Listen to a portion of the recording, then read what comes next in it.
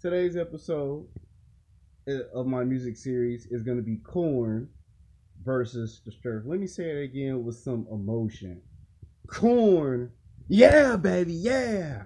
Korn versus Disturbed. Jonathan Davis versus Donegan, two of the best lead singers of their heavy metal alternative rock bands. So let's get into this video, shall we? Now, before we start this YouTube video, let me just straight out and say I want to send my condolences to the lead singer of Korn. Now, I can't sit here and say I know what it feels like to lose a significant other, your wife, your partner, the one person that was the #1 guiding force in his whole entire career and in life. When you lose your wife, when you lose your lover, when you lose your significant other, there's like an emptiness in you, and you don't feel like you're the same person. Like your music, your songs, and all that, they're never going to be the same. I lost my mother last year. I lost my mother to breast cancer, and I felt that same emptiness. I was never the same again. I never felt that I was completed, and if I ever meet my significant other, I'm probably gonna have the same feeling as he has. Things are never gonna be the same. So I want to say, I'm with you. I know what it feels like to suffer a tragic loss, and it's in the middle of your career. Things are doing good, things are taking off, and then all of a sudden, tragedy comes. So I'll be praying. Hope you get better, and not now, but maybe in a year or two, then give us an album. I don't want you to do an album right here, right now. Wait about a year or two, and then when you're ready. And here's the thing: I don't want no one asking the lead singer of Korn, dude, when your next album's coming out. Let him grieve, let him process, and let him decide when he's ready. When I was not going to the gym and not playing basketball, people was like, dude, when you gonna play basketball? And I was like, I just lost my mother. People was like, when you gonna go to the gym and lift weights? It's like, dude, I just lost my mother. Show some respect. So that's basically what I'm saying in this video. So you have my condolences. I know what it feels like to lose someone. So I'll be with you. Now let's get into the video. Now, he started his alternative rock career in the mid 1990s. The year was 1994, and at this point he had just started. He was going to small cities, small towns. He was going to places like New York City, Chicago, Detroit. He was going to Milwaukee. He's going to places like that, smaller venues and small clubs, trying to see if anybody liked his style of music. At this point, Marilyn Manson was already a made name, and a lot of people was wondering who was going to be that next big star. And, Jonathan Davis felt that he could live up to that reputation, and he did. And finally, I would say when he had his first album came out, it had about 12 or 13 songs on it. He had like 5 good hits. But there was one good rock song that really made everybody nod their heads, and everyone was playing his music. And by 1996, 1997, his album went from platinum to double platinum and sold over 100 million copies worldwide. Now, at the time, I weren't a Korn fan yet because I wasn't sure if he was going to be around for 10 years. Because when I started listening to a lot of music with rock and hip hop, back in then they made this TV show called One Hit Wonders, where you make this one good hit, and then after that, your career falls dead. So I couldn't be a fan of him just yet, because I was afraid, what if I become a fan of this guy like I am with Marilyn Manson, and then he's not around for the long haul. It wasn't until much later, like around 1999, 2000, that I actually started to listen to some of his music. By 2001, 2002, he had just done his 4th album, his 3rd or his 4th album. And I heard the vast majority of his music in a movie called Queen of the Dam. That's when I really became a fan of Korn. Now, I was listening to his music in the 90s, but I weren't a fan yet. But when we got to those 2000s, he stepped his game up so much that I just said, fuck it, I'm going to be a fan of Korn. I mean, the guy's got my interest. It's high school. I'm a teenager. I keep getting in arguments with my parents. I'm rebelling against school. This is the perfect time to be a Korn fan. So once he had songs like when he did that album with Disturbed, Forsaken, that was a good one. And then when he did Not Meant for Me and I Slept Alone, those were some personal songs right there that if you had trouble with your girlfriend or your wife, you can relate to those songs. You know, and then talking about fighting against the system. You know, when he made System, I really couldn't stop playing it. You know, I hated high school. At the time when I was a kid, I couldn't stand the police pulling me over every single time. I even had a car. I would be walking down the street, minding my own business, waiting for the bus to go home from school, and then the police would just come fuck with me. Every single time, just fuck with me. And I mean, every time I felt like I was being fucked with, there were only two damn songs I would be playing if I had the album. System by Korn and then DMX. Because I always felt like I was always being fucked with by the police. Just for whatever reason being fucked with. You know, so, and when you hear the passion in his rock songs, he gonna give you 110% of his heart and soul. You know, he tells stories. You know, he gives you heavy metal. He gives you rock and roll. He gives you alternative rock.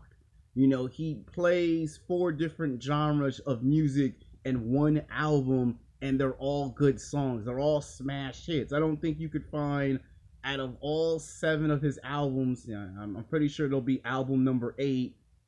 In all 7 of his albums, you would never find out one single bad song that he's ever done. Every song he done was great. You know, No Way. You know, where you hear the beat dun dun dun dun dun dun dun dun, you like, oh shit. You know, he's talking about what happens if life falls apart. You know, those were some good songs. I Did My Time. You know, and to have each time you listen to a Korn song, you could feel the energy. You could feel the emotion. It's like when you listen to his song, you're already a part of his rock band. You're already a part of his crew. It's like you're already in the crew. With each Korn song you listen to, it's like you're there personally. It's like you were there when they were making those songs. And it's like you're not just a fan, you're a part of the crew. And then I had a friend that I met in college that 4 years after me and him separate from going to college, he actually met one of the band members who were doing songs for Korn at the time. This was like maybe 2007, 2008. He had met a guy that had ties to rock and roll, and he did Korn, and he liked to go to a lot of the Korn concerts. You know, they were doing one in Mexico, so he went to one in Mexico where they were doing all the songs from his past albums. You know, he got an autograph signed, pictures and all that. And, you know, he told me about it. And he told me if you were such a huge fan, you would have, you know, went. And I told him I got to save up money and, you know, find out where these locations are and then go. You know, and pretty much Korn is great in the sense that their music is always getting better. It's like when Jonathan Davis go in the studios, it's like he's, not to be trying to say he's like another Tupac, but he has the same work ethic. The guy gets up early in the morning, like 3 or 4 o'clock in the morning. The guy goes in the studio and he grinds out 5 damn songs. By the time you get to high school, he's already halfway finished with an album and ready to start another one. That's how committed he was to this. And when he started, you know, showing up at the music awards and performing at the music awards, you could see the emotion into his music. Like, you could see why people like his music.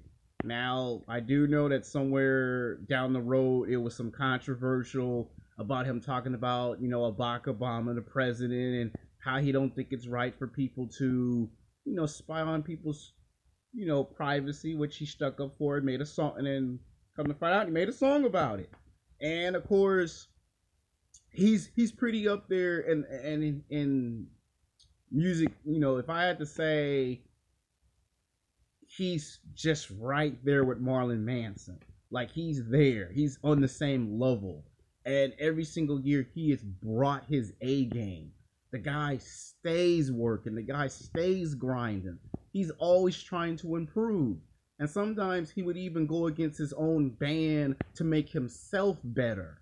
Now today, you get bands today, they just want the money and the fame and the girls, and they don't care about the music. They don't care about the passion. It's like, the hell with the passion. I just want the money and the fame because it gives me the girls. Why, Jonathan Davis, on the other hand, he's all about the passion. He's all about the work ethic, and then later on, he worries about all that other shit. So that's the difference between him and today's artists. When he did that song, Evolution, again, you're seeing the passion in his songs. Now, there are a lot of artists who have made their own version of the song Evolution, obviously. Evolution, and I'm Madonna on my face, and I'm 1,000 years from now. They say these motherfuckers are down the range. You should know the lyrics of the song. I'm just trying to tell you some of his accomplishments. He actually got a reward for that song. It was a shock to have to see someone put in so much work after all this time. Now, we switch over to Donegan. I know his last name's kind of funny, but he's the lead singer of Disturbed. He also got his start in the 1990s and the 2000s. Now, however, he was a teenager. He was like maybe 15, 16 years old, and he was a huge fan of the rock music from the 1970s and the 80s. And he had already had a rock band when he was a teenager. And he did so many good songs with the 1980s style that it got the attention of music producers, sponsors, and promoters. And someone sponsored him some money anonymously, and he cut an album. And the album was good, and it led to him doing his first LP. And he got onto the scene. Same thing with Disturbed. I wasn't really a fan of Disturbed in the 1990s because, again, I wasn't sure if these guys were going to be around in 10 years. Because a lot of the bands that I was a fan of, by the time I got to 2000, the band was dead. I was a huge fan of Backstreet Boys. By the time we got to 2002, there was no more Backstreet Boys. By the time we got to 2005, there was no more NSYNC. So I was fans of bands, but by the time I got into high school and towards the end of high school going to college, there were no more of these bands. So I was a little hesitant on being fans of these guys. And again, it wasn't until they did a theme song in 1996 that got me instantaneously hooked on their music forever. Glass Breaks. Dun dun dun dun dun dun. Dun dun dun dun dun dun dun dun dun dun dun dun. When they had Stone Cold Steve Austin's theme song, I was like, oh shit. The glass breaking, the rattlesnake coming off the screen, Stone Cold coming out ready to whoop your ass. He got the beer in his hand. He coming with the truck. I said, oh shit, I gotta be a fan of these guys. When I found out Disturbed did Stone Cold Steve Austin's first song, I was hooked. And then to turn around 2001 and remix his theme song and add it with words. So shit. That was 2 songs. And then the song that really made me hooked. Dun dun dun. Do you feel that? Dun dun dun dun. Do you feel that? Dun dun dun dun dun. Oh shit. Dun dun dun. Down with the sickness, assuming the down with the sickness. Once they played that, I was instantaneously hooked on their music. It was like every time they popped out a song, it was fucking great. Warrior. And then they came back with that other song that got me hooked. Because I loved the Warrior so much that I would start bumping it. And then they had that other song, they got Hunted. They got the song about revenge. And it's like, oh shit, they got so many fucking songs that each one I play, he would put his heart and soul into the song. It's like he was a rebel without a cause. It was like, yeah, it's not American tradition, but I don't give a fuck. I'm gonna give you something new, something fresh, something you ain't never seen before, something you ain't never heard before, something ain't never done before. And I would start playing every damn song of Disturbed. Got a Disturbed t-shirt because it's part of my childhood. It goes back to when I was a huge wrestling fan of Stone Cold Steve Austin. So that's why I love Disturbed. By the time we got to the 2000s, I was listening to a lot of Disturbed, a lot of Korn, Marilyn Manson, Rob Zombie. I was listening to those four people in the 2000s when I got into high school. And that's when people made fun of me, teased me. Man, you should be a fan of 50 Cent. You should be a fan of Too Short. And it's like, I've listened to all their music in the 1990s, and hip-hop started to fall apart. Like, hip-hop started to have its problems around 2003, 2004, 2005. Got worse in 2007. You know, hip-hop was now becoming a laughingstock. It was now becoming a parody of itself. And rock started to get more momentum. It's like the people that were huge fans of Too Short, Tupac, Notorious B.I.G., Eazy-E, Dr. Dre, Snoop Dogg, people that were fans of them, they were slowly but maturely shifting over to alternative rock, heavy metal rock, and rock and roll. Because now hip-hop had this foolishness that kind of, I don't want to say it killed the music industry, but it crippled it to where anyone could come in the rap game and just rap about something, whether it made sense or not. And the reason why I liked it Disturbed and I liked it Korn so much was because these guys talked about the good times, the bad times, how life is in a good way, in a bad way. They talked about stuff that you could relate to. They weren't always about money, money, money. I got to get girls, girls, girls.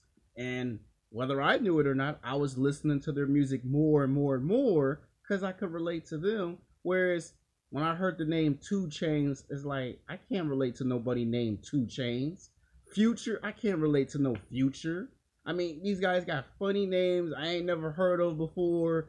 And when I tried to listen to their music, I couldn't understand it. It's like all they talk about is the same shit. Whereas Korn give you something that you can relate to. Like, y'all remember that happened to me when I first got a girlfriend and when I first broke up with a girlfriend. Disturbed, you'd be like, yeah, I know what it feels like to want revenge on someone. So they had songs I could relate to. By the time we got to 2010, I was full on alternative rock, heavy metal rock, and rock and roll. Whereas hip hop and rap music started to slowly listen to it less and less and less. Now, people might ask, in the 1990s and the 2000s, who's better? Now, this is the only time I'm going to ever say this in a video. I got to say it's a tie. Now, people would want me to say it should be Korn right off the bat, and it should be Korn, but let's be honest here. Every single year, Korn and Disturbed have gone back and forth, being on the same level as each other. Every time Korn does real good, Disturbed comes right up on the same level as them. Every time Disturbed does good, Korn comes right back and gets up on the same level. So it's almost impossible for you to just look at both groups and say, Korn's better. So I would say it's a tie. This is the only time this is going to happen in a video like this, that it's a tie. Both lead singers are great. Both bands are great. Of course, we could argue that ever since Korn lost their drummer in 2006, that the sound of music has gone down a bit, where the lead singers had to change his sound 4 to 5 times. Now, every band loses their singers or drummer. It always happens over money dispute. So it's a tie. Until next time, next episode, it's going to be DMX versus Snoop Dogg. You're going to really love that one. Next time, peace.